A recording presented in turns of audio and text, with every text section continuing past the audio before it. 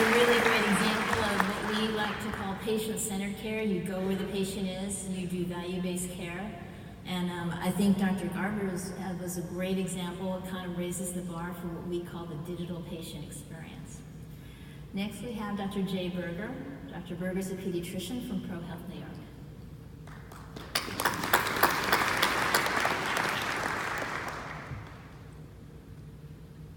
So thank you. My name is Jay Berger. Like we said, I'm from ProHealth New York, and as opposed to Dr. Frank, I'm not embarrassed about my New York accent.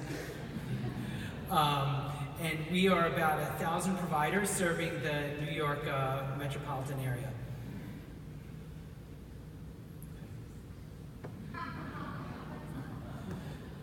So thank you for this honor. Could we go one slide back, please?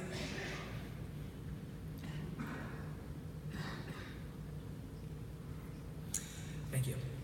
So thank you for this honor, and what do I have to offer you, this esteemed group of physician leaders, besides a boring talk on vaping? So hopefully I have a unique perspective as a pediatrician who's counseled thousands of teenagers on sex, drugs, and rock and roll over my 17 years in private practice, and also as a father who thought he had it all figured out, but I presently have 2 teenagers that are scaring the crap out of me.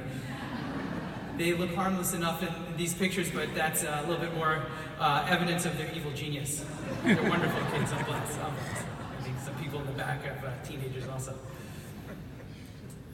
So yay, we did it. Congratulations to us all. There's been really a steady decline of youth smoking over the past 2 decades, and that is celebrated news for those of us that are caring for teenagers and young adults. The all-time high for smoking was in 1997. It was at 25%. It's now down to 4.2%. That's a pretty good accomplishment. Now the question is, should we take a bow? Not quite yet. There's a new kid on the block. It's called ENDS, Electronic Nicotine Delivery System. Basically, you charge it like an iPhone, plug it in with a little USB port, a little liquid in a pod, a heating element, and bam, you have the new way of smoking. It's called e-cigarettes, e-cigs, e-hookah, hookah pens, vapes, Juuls. Originally, it was marketed as a tool to help adults quit smoking cigarettes. Unfortunately, some studies are showing that it's accomplished quite the opposite, which you're just substituting an old habit of smoking cigarettes for a new habit of juuling. Public perception is that now that the toxic byproducts of combustible smoking is gone, we now have this safe smoking. It is now the most common form of nicotine consumption. In 2018, the use of e-cigarettes skyrocketed, up 50% in middle schoolers and up 77% in high schoolers. Translated, that's 3.5 million children vaping in early 2018. The New England Journal of Medicine just published a study last month. They said that 1.3 million additional children were smoking in 2018 as compared to 2017. 15% of adults use e-cigarettes, and 28% of 12th graders said that they have vaped. So, the U.S. Surgeon General, Dr. Jerome Adams, said, "I am officially declaring e-cigarette use among youth an epidemic in the United States." And Alex Azar, the Health and Human Services Secretary, said, "We have never seen the use of any substance by America's young people rise this rapidly. This is an unprecedented challenge." So why is it taking off like wildfire? E-cigarettes can be so small, so easy to hide, and it looks just like a flash drive, without those hot, burnt-up paper and tar particles dragging over your throat with every breath. It feels so good going down your throat. My 17-year-old daughter said that there are kids smoking in class when the teacher turns her back, and she has no idea that it's going on. I was appalled, and I told her that I was going to call the teacher right away. She gave me a death stare. For my own health, I dropped it.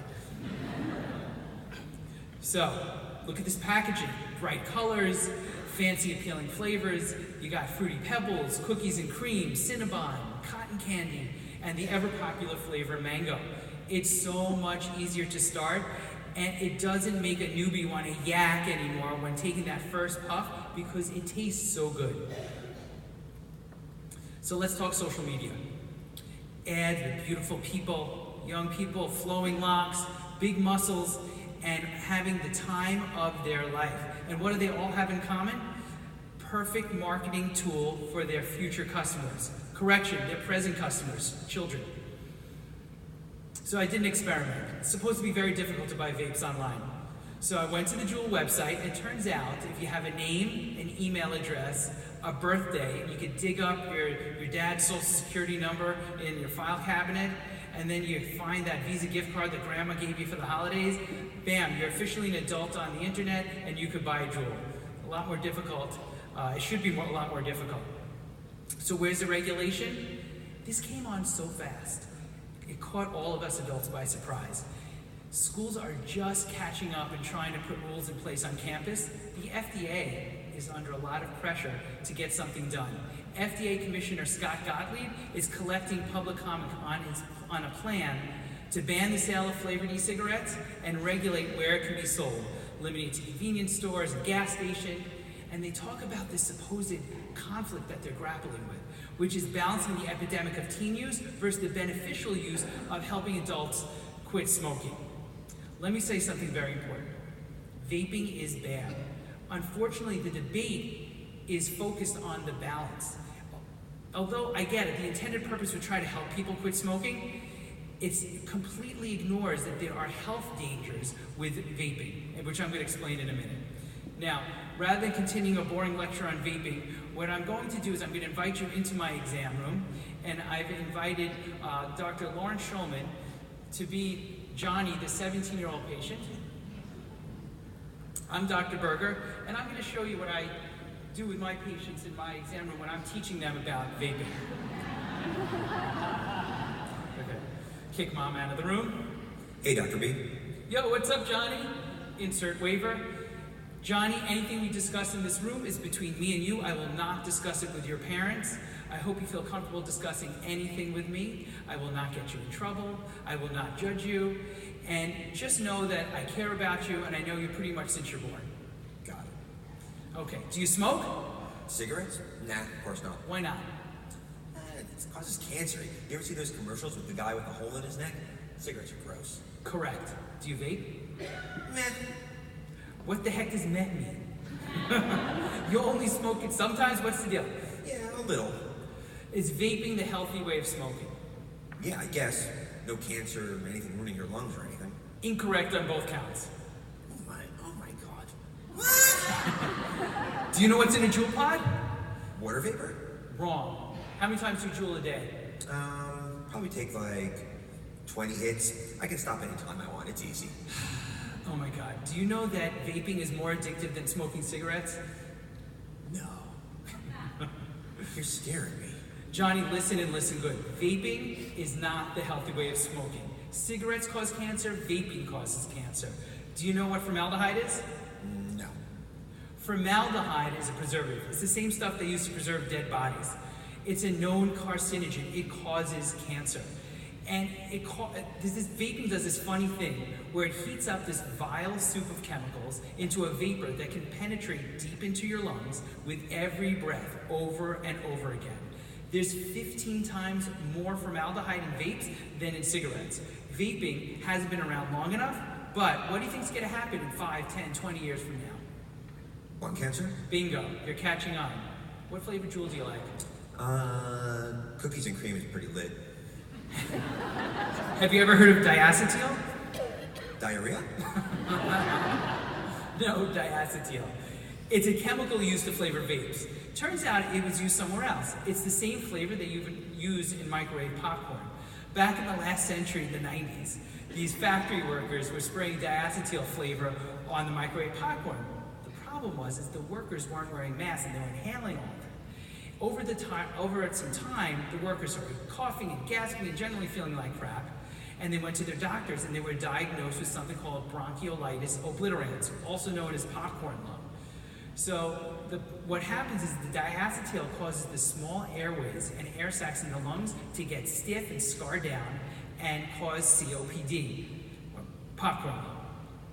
And guess what? That's the same flavor that you're inhaling with cookies and cream. Oh yeah, and it's been banned in England, but don't worry, you can still inhale it in the United States. Shut the front door. One more delicious fact. Dude, give me my waiver back. So flavored vapes are especially damaging to your immune cells, like monocytes. It protects you from bacteria and viruses. Basically, diacetyl trashes your immune system. Dude. So, oh yeah, it's not just water flavor. One Juul pod has as much nicotine as an entire pack of cigarettes.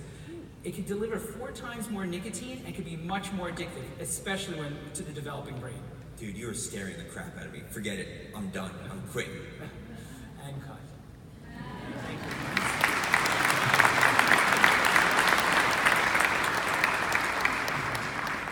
So, in conclusion, there seems to be a big debate about the dangers of vaping, which is great. However, the focus seems to be on the addictive nature of vaping and the need to balance the marketing with teens versus allowing adults to help them quit smoking. The focus is a major problem. There are tremendous potential dangers in vaping, namely cancer and COPD. Most of the public debate completely ignores this. The reason for this? Vaping has really been around for maybe 3 to 4 years, and there really is not much long-term data, if any. The same thing happened with cigarettes, if you think about it. It took us 60 years to figure out that cigarette smoking was horrible for your health. It's our turn. We physician leaders in 2019 need to sound the sirens. Let me be clear, we have enough scientific knowledge to know now vaping is bad for your health. Thank you, and sorry for the bad acting. Thanks, Dr. Berger. I think it brings communication to a whole new level in the exam room. You know, when Dr. Migliori said to get costs down, you have to lower the burden of disease. I mean, that's exactly what's happening with